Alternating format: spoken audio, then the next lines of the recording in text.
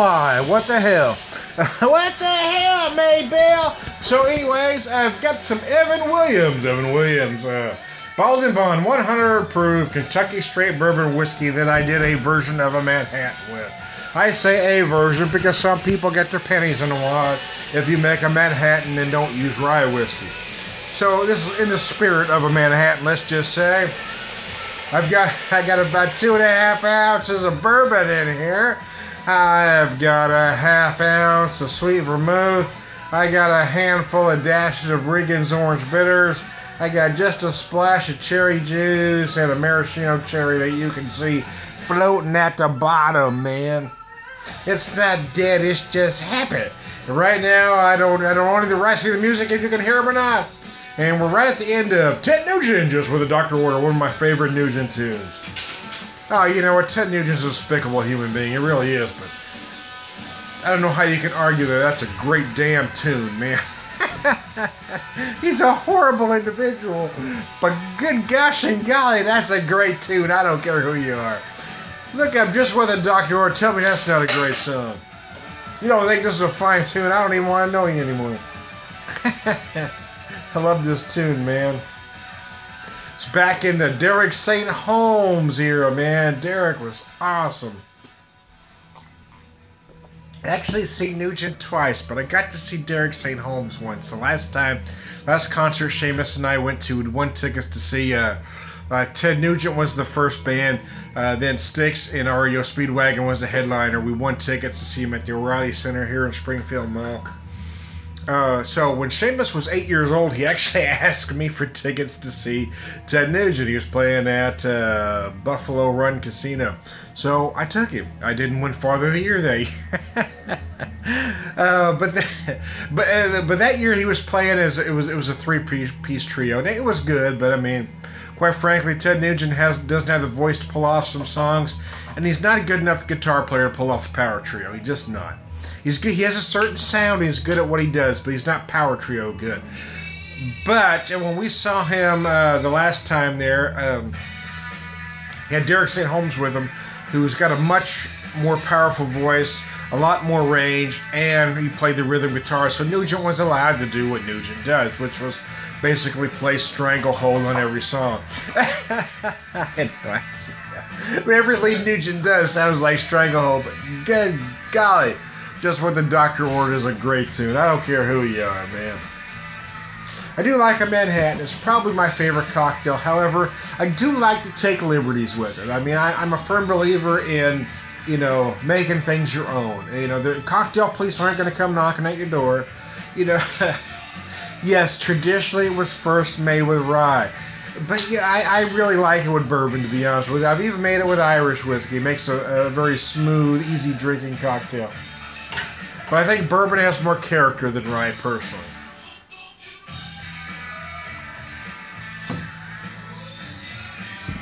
And here I have a great big 100 proof Bald & Bond bourbon that does take to a cocktail well. It's the first time I've mixed this as a Manhattan, and it is really good. Again, at 100 proof, yeah, it can afford to be watered down a little bit by the cocktail ingredients. And I did make it strong. I mean, I put 2.5 ounces of whiskey in this bad boy because I'm not a candy ass.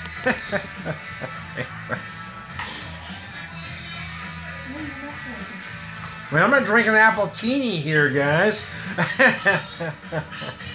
I'm not drinking an Appletini. I'm not drinking a Cosmo. Does anybody still drink Cosmos? That's so 1997, Tom. Nobody drinks Cosmos anymore. It's not a sea breeze. That's so 2001, Tom. Nobody drinks a sea breeze anymore. Anyways, I digress.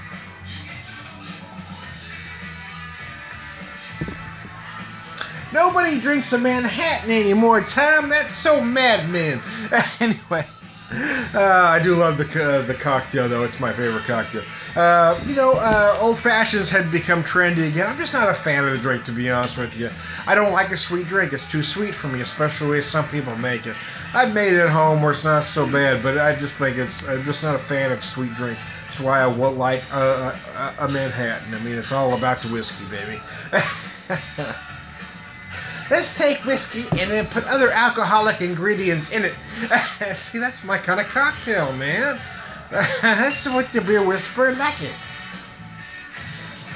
I am going to do something that you don't see me typically do, though, at a later point this evening, or at some point anyway, is I did pick up, I'm going to highball. I'm going to do a highball, man. I am. I grew up drinking highballs as a, well, I was going to say kid, but let me say younger drinker. Of course, nobody uses the term highball anymore, but highball was traditionally, with a handful of exceptions, a highball is basically one liquor, one mixer, traditionally served in a cylindrical glass. But some bars would serve in a glass like this.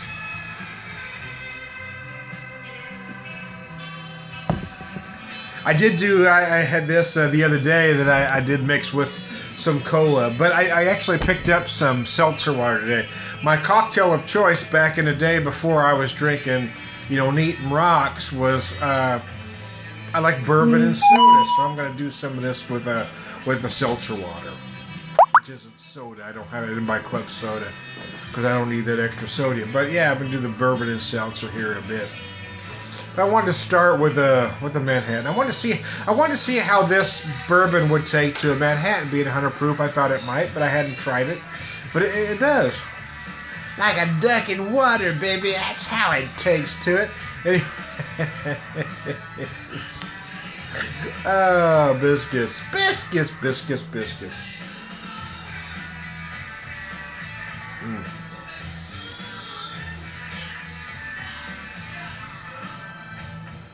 Oh.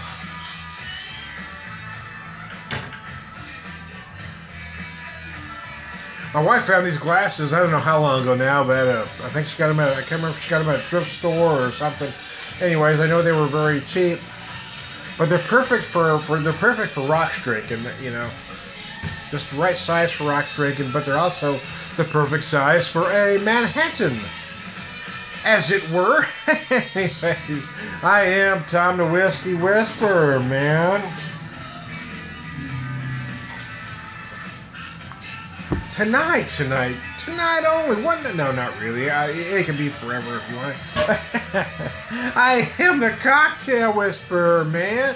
Later I'll be the Highball Whisperer. See, that doesn't even sound right, does it?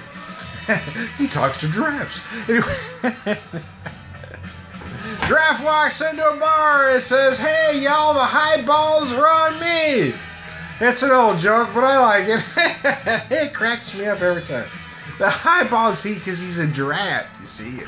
Balls are up high. The highballs are on him, you see. Anyways, I digress. I am Tom the Cocktail Whisperer. Prolific cocktail drinker. Cocktail evangelist, purveyor of wisdom and all around.